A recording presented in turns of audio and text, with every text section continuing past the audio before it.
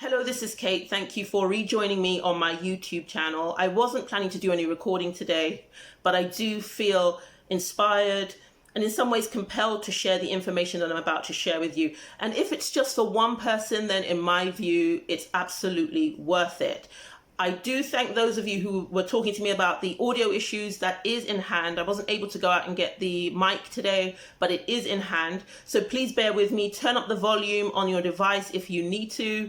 But thank you anyway for your support. So what I want to talk to you about was something that I saw first on Instagram and then on Twitter. And it was news of the tragic murder, the death of Ahmaud Arbery. I do apologize if I'm mispronouncing his name. It's this young man. And I'm very sorry if I've mispronounced his name. I haven't watched any of the news. I certainly didn't watch the video. But I'm aware of the fact that these kinds of events, these tragic events, really stir up visceral emotive responses in people. And it's that I want to talk to you about in this clip.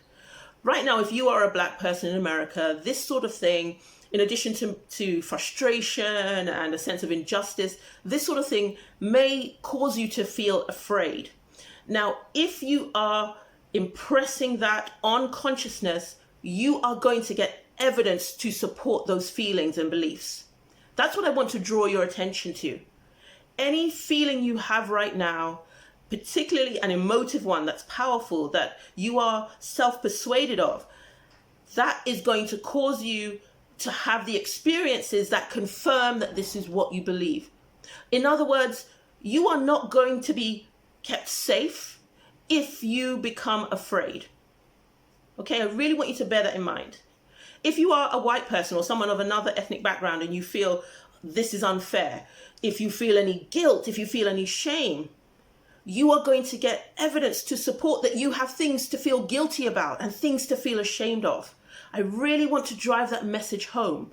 How we feel in this moment, this is what we are going to impress on consciousness. And the physical evidence of what we think and feel, or think with feeling, is going to show up. And so those of you who know that this is how consciousness works, I want you, if you haven't already, I want you to begin the process of changing what you are impressing on consciousness. Remember, things that are good, things that support the health, the welfare of the human being, those thoughts are stronger than negative ones. So even if you are the only member of your family who thinks this way, or the only member of your community who thinks this way, you can start to change what you are impressing on consciousness.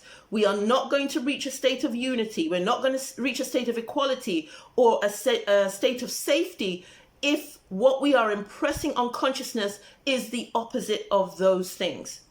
We cannot support the loved ones, those who knew this young man, energetically if we are in a state of instability ourselves.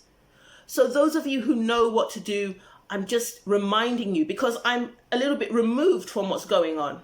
So I have the opportunity to remind you, recalibrate and really think about what you are impressing on consciousness in this moment. Perhaps you're a mother and you have a teenage son, or a young man as a son, and you're thinking, oh my God, is he going to get blown away tomorrow? No, you're going to stop that right now. I'm going to give you a tip in a moment for how you can start to support yourself, your family, your community in this moment. Okay? But I just wanted to drive that home. Consciousness is always in operation. It is neutral. It has no agenda. All it does is give us what we are impressing on it. It's almost like a 3D printer. You feed the information into the 3D printer and you are going to get what you told that printer to create.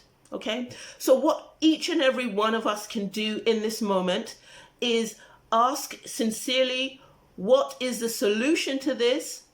And how can I make this better? Those two questions, and you can word them differently if you like, those two questions will make you feel something. I think in another clip, I will read to you from Neville's book, Your Faith is Your Fortune, the chapter titled The Foundation Stone. When we ask questions, the answer comes to us, to our bodies of consciousness, in the form of a feeling. I want you to trust that the feeling is the solution. And I want you to feed that data into the 3D printer of consciousness. Don't worry about trying to figure out what the feelings mean in terms of human words and whether you need to take some action. You will be told. If you need to take a physical action, you will be led to take it in a normal, natural way. Whoever you are right now, if you are feeling bad about this situation, I want you to stop. Ask yourself, what is the solution to this? And how can I make this better? Your body of consciousness will feel something that you will impress upon consciousness anytime you feel yourself growing angry. Now, let me just point out, grief, fear, anger, all of those are perfectly normal, natural responses. And I'm not telling you that there's anything wrong with you feeling that if that's what you feel. And you might feel, I want to do something. I want to become some kind of political activist. I want to take on the police. I want to, whatever it is you want to do. There's nothing wrong with feeling those things per se. But right now, we're talking about healing. We're talking about safety. We're talking about reaching real equilibrium. We're talking about equality. We are distancing ourselves from those things if what we are impressing on consciousness is the opposite of that. What is the solution to this? How can I make it better?